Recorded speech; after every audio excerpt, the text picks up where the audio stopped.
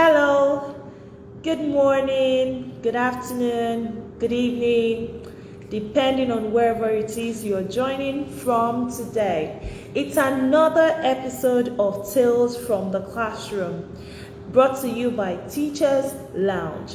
At Teachers Lounge NG, we are committed to providing a platform where educators can come to share their teaching experiences. They can come to share um, their philosophy of education as well. And while they do this, we hope that they will impact other educators who can learn from their experiences, who can learn from what it is they have to share, and then take these best practices into their own classrooms to also positively impact the learning outcomes of the learners, essentially. So that's why we have this conversation month in, month out. And on this episode, we're going to be having a guest, Ufuoma Ukpede, and I believe that she's going to join us shortly. So she'll join us shortly. And while we're waiting for, just share a bit on the how do I put this now? On the experience that we've had so far here on Tales from the Classroom. So far this year, we've brought in quite a lot of guests and friends, including people like Sheyi Kopoloi, Sheyi Ebire, and so, okay, sir. All right, sorry. Okay. Sorry, I'm trying to sort out the video.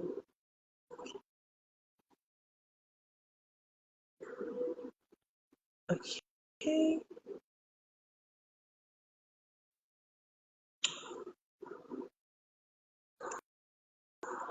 Hi, Makan. Thank you for joining. How are you doing today?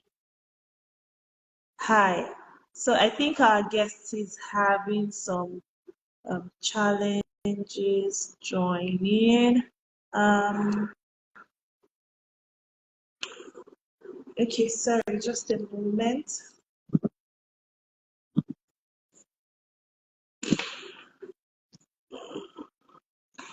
Just a moment. Let's try and sort this out.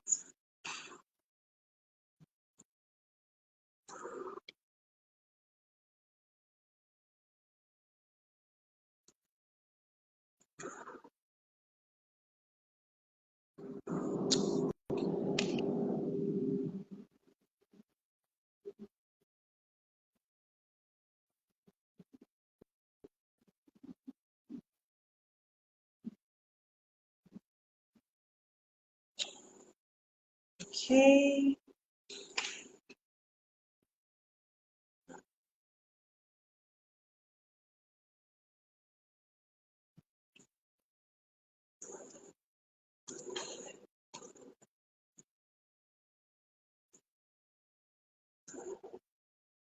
Sorry, we're having some connectivity issues now.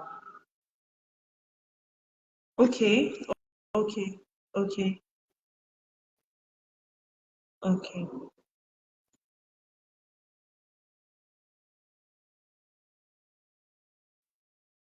Hmm. Wow.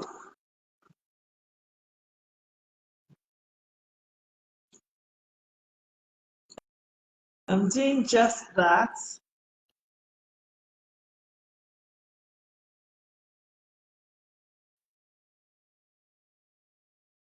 Okay, can you also go to your invitations notification? I've invited you. See if that will work.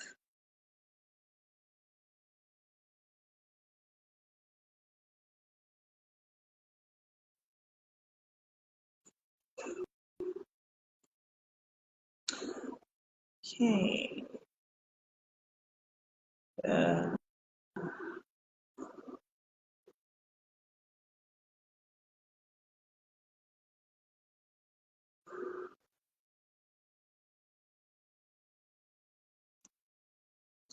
All right, the internet is still not connecting. Oh, finally. Finally. Hello. Finally. Hi, Yes. Tiana. So sorry. I get these challenges too sometimes when I'm going live. So that's why I said keep trying. All Hope right. Thank this you. works. It works. It works. Yeah. I didn't know that before now. Okay. That's Yeah. fine. How you doing Good today? evening. Fine, fine. Though your video is not visible at the moment, we want to see your beautiful face. We Um, want to see. Visible in a few minutes. I'm trying to set Okay, up. that's Yeah, okay. just setting. Oh, okay, okay, okay. So, good evening. Thank you for taking our time to have this conversation this evening. And just before you joined, I was trying to let the audience know why we do this. We do this so that, you know, we can bring teachers together to share their teaching experiences as well as their philosophy of education, such that they can inspire other educators. Now, these other educators can then take the best practices that they have learned and then take them into their own classrooms and, in turn, positively impact the learning outcomes. That's why we have conversations like this. So thank you so much once again for joining Ufuoma Ukpede at Teacher Conversations. So let's get right into it. I know that you're still trying to set up, but please tell us. Let's get to know you. Kindly introduce yourself to us. Okay, good evening, everybody. My name is Hi. Ufuoma Ukpede, as Tiana has said, as Teacher's Lounge. I said, let me call her official name. And basically, I'm an educator, a 21st century one. I like to pride myself with that. But the journey didn't start today. It's been a journey. Okay, so this journey actually started a long time ago with the passion of wanting to um, help others, impart knowledge in others, teach them what I know, tell them the way I do it. That's basically where it started from. And from there, it's been a journey. So I remember finishing secondary school and I didn't want to stay back at home. A friend of mine told me of my mom's colleague because my mom was a teacher.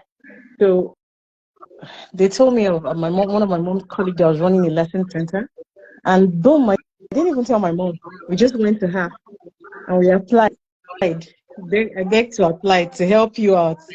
And she said, okay, that's fine. It'd be nice to have, secondary school undergraduates teaching babies. And that was it. We started, that was how my teaching journey actually started unofficially. I did other gigs before I went into the university and then got into the university. I had tutorials for my friends. I just I just felt like I was a natural at it. Like, how your parents pass on a gift to you. I was the one that received the gift of teaching from my mom, put it that way. So, it just came like that. And then after service, of course, my service year, I taught at the Polytechnic. And then after that, officially, I started teaching, after service. After doing a bank job for about 3 months, and I realized I'm not supposed to be here. I'm a natural in the classroom. And so that's it. I went into the classroom. That was in the north then, before I eventually went to Lagos and then went to 21st century teaching. And so says that's the story. Fantastic. Fantastic. I think we still really need to investigate this thing about teachers having parents who were also teachers. And you even went further to talk about how you think you inherited the teaching genes from your mom, right? So I think there's something Yeah. about being a natural that comes with our Mm-hmm. genetic makeup. Because for instance, my grandfather was a teacher, and the last time we had tales from the classroom, the person who was speaking spoke about how their own mom too was a teacher, and then we had confirmations in the chat of different teachers saying, "Oh, one of my parents was also a teacher or is also a teacher." So I think somebody really needs to take that up. Let's find out. Is it follow come, like they say? Is it follow come? Okay. Sometimes, So you know, well, it's I can't say in all cases it's for the come. So okay. I said I am the one who picked the genes from my mom. That means I have other siblings. They Mhm. cannot teach to save their lives. My elder sister is one of them. My other sister can't teach to save her life. And she says, you know what, that's your thing. Just go and do it, you know. So there might be, that child that wants to fill into the mother's shoes. But I really think that maybe God orchestrated that, that the teacher will come from her lineage. But I think it's all just me. Do you get? It's Mhm. just all the personality. Because if it's not all the personality, then every child in my house will be a teacher because they were born by my mom. Do you understand the part Yes, I I'm, do. I'm, I'm trying to Okay. apply? Yeah, every Yes. child of my mom will be a teacher, and every child of my dad will be an accountant. But trust me, I hate accounting, and I'm my father's child. You get? So, well, there might be some hereditary stories to it, but I really don't know. So I really don't know. That's all I can say. Until someone carries out a scientific research to bring it to Right. us, you can only just Yeah. speculate for Yeah. now. Yeah. Okay. All right. So tell us, did you study education in the university? Because at least from your Mm. story, I can see that even before you went into before you went into uni, you had I started was already teaching and you sort of teaching. already knew that this thing is a natural for me. So, did you study education? I eventually did. I attended a training once and they asked me, did you come into the door? Did you come into the window? I said, what does that mean? What's that mean? He said, those teachers that are teaching without an education certificate came into the window. Those that Okay. have education certificates came into the door, Through the door. came into the door. And so I said, I do not, from henceforth, I do not want to be the teacher that will come in through the window. I want to be the Mm, one that will come into the door. So through I the had to go door. through a certification. Not that I read BSc, I read BA English completely. So I had to do a PDE eventually. That's it. Oh, fantastic, fantastic. So you had to do your PGD afterwards. Yeah. So what has the teaching experience been like for you so far? Has it been? It's been a journey. It's been an enjoyable journey. Now, because I found it a, because I found it a, give me a minute, 1 minute, please, All right. Tiana. All right.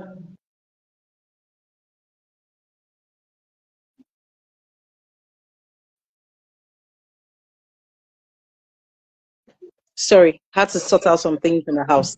Okay, so it's been a journey, a fantastic journey. Now, a journey from um, learning 21st century methodology. So I served in the north, and then, as I said, I had natural teacher instinct. And so after working in a bank for some time, I realized this is not me. This is my line is teaching. I am a natural in the classroom. So I did a beg to apply. And now the very first school I did that application, the man rubbished me. This, you came into the window thing. He said, it's people like us that are putting the teaching profession down. In my mind, I'm like, hey, give me a job if you want to give me. You don't want to give me. Just let me be. You know, he really didn't strike a chord because he came from a position of insult. Like I did not I'm not qualified to be in the teaching profession. Well, he had a point because I did not have a degree, like a qualification for it.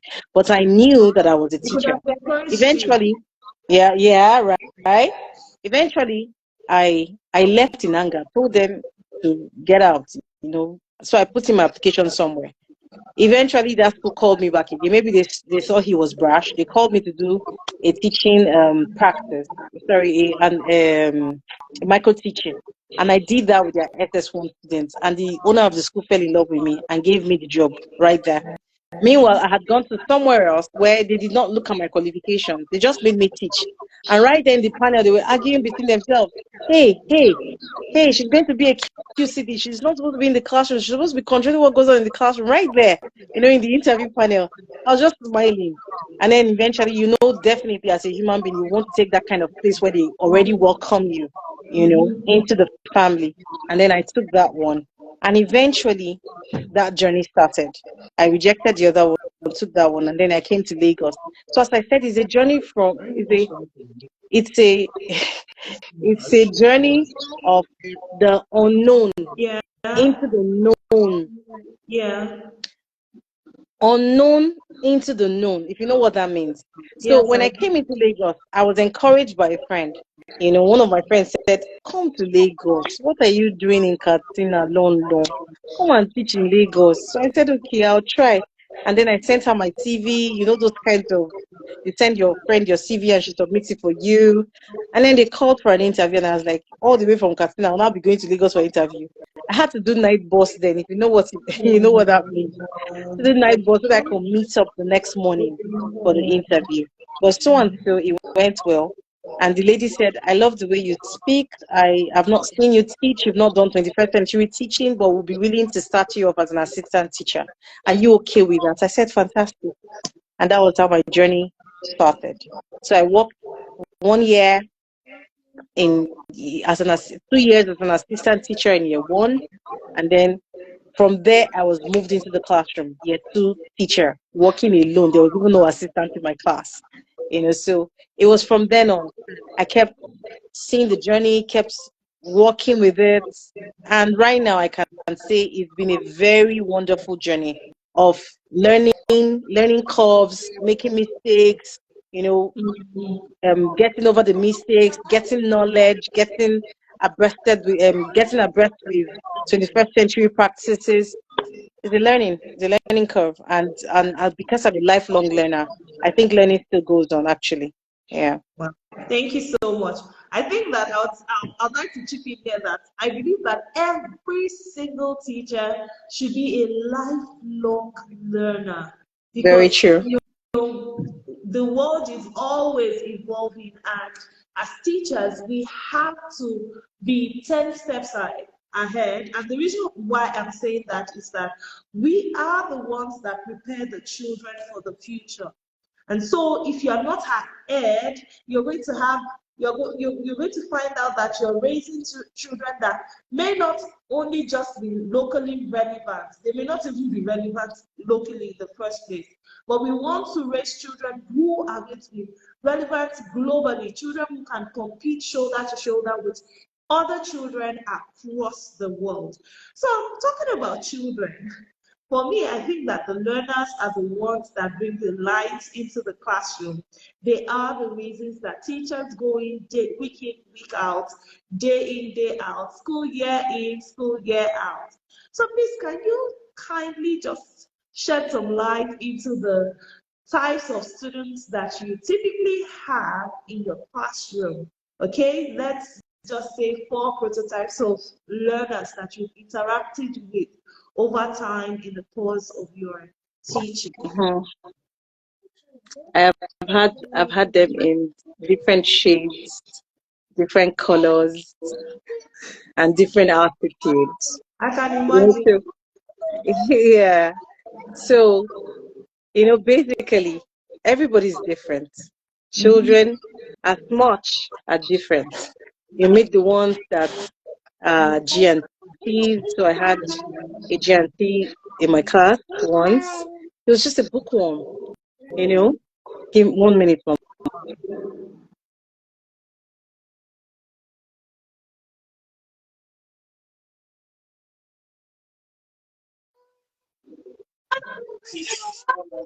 Sorry, mommy time is happening at the same time. So sorry, I can Tiana. imagine. I just got back in, so there's all the questions coming forth. It's okay. It's okay. She'll make notes for you. She will. All right. Okay, so as I was saying, now I have had the GNTs. So there was this particular child. He was a GNT. By GNT, I mean gifted and talented. So those Challenge. who might listen later and not really understand. I met this GNT in my class, and all that child knew was book. It was book. But even as much as I loved the fact that he was a booker, I needed the other part of his life to be okay as well. So when it comes to extracurricular activities, we encourage him, we put him there, just do something. So you have a balanced life, because for me that's balance. Has to That's learn one kind of social child. skills as Yeah. well. So even if he was a GNT, he still had a need, that we could, meet.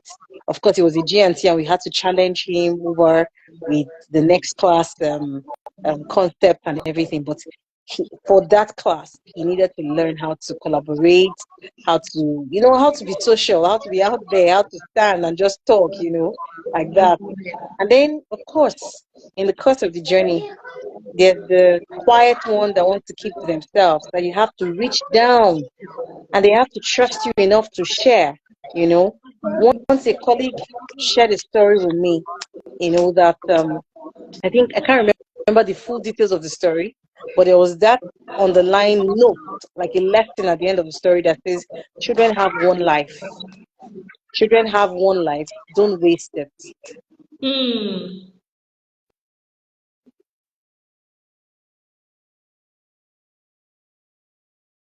Okay. So when I got that, that nudge, it just resonated with me because, I mean, I practice care, like knowing the child. Every child is an individual. I like to just know the child, like know what's going on in your mind, like, of course that was a journey. It didn't start one day. But then they were the children I had to reach down into, to find out about them. So there was a particular child I remember way back. I taught him, and he had a challenge with spelling, had a challenge with writing, had a challenge with his speech, had this kind of gait. So one day I got an opportunity to speak with him, and we really spoke. And then he told me, he said, "Ma, do you know I was not always like this?" And I said, "Really?" He said, "Yes." He said it was once he had an accident and his head hit the floor. That was since then that he discovers he can't read. I'm sorry, he can't spell very well, had speech impairment and all that. I had to take it to the school immediately. Like, are we aware of this situation about this child, and is anything being done to help this child? You know, Intervention. so for me, I was so glad eventually when I heard that he went into secondary school and he was pulling his weight.